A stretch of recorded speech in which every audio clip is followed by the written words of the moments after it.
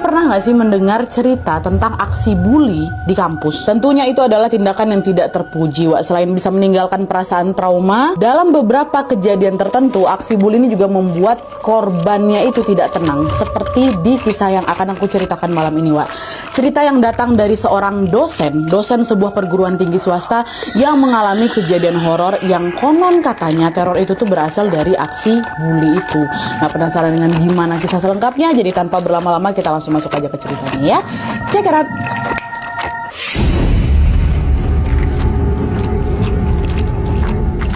Oke, wajah kisah yang akan diceritakan malam ini dikirim sama kita yang bernama Bu Ayu. Halo Bu Ayu. Nah, kisah ini terjadi pada 10 tahun yang lalu, sekitar tahun 2014 sampai 2015 itu, pada saat Bu Ayu ini menjadi dosen di salah satu kampus swasta yang ada di daerahnya.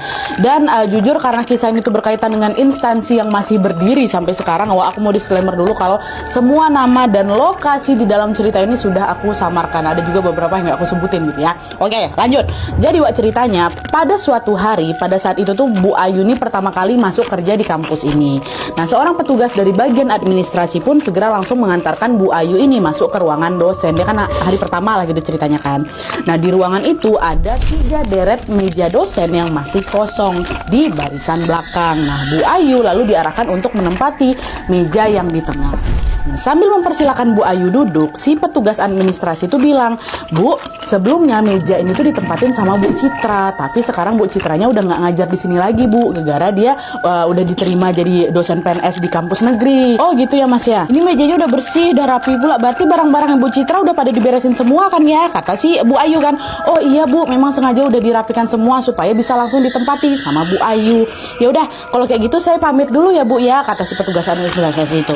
"Oh iya, makasih ya Mas," kata gitu. Dah lah tuh.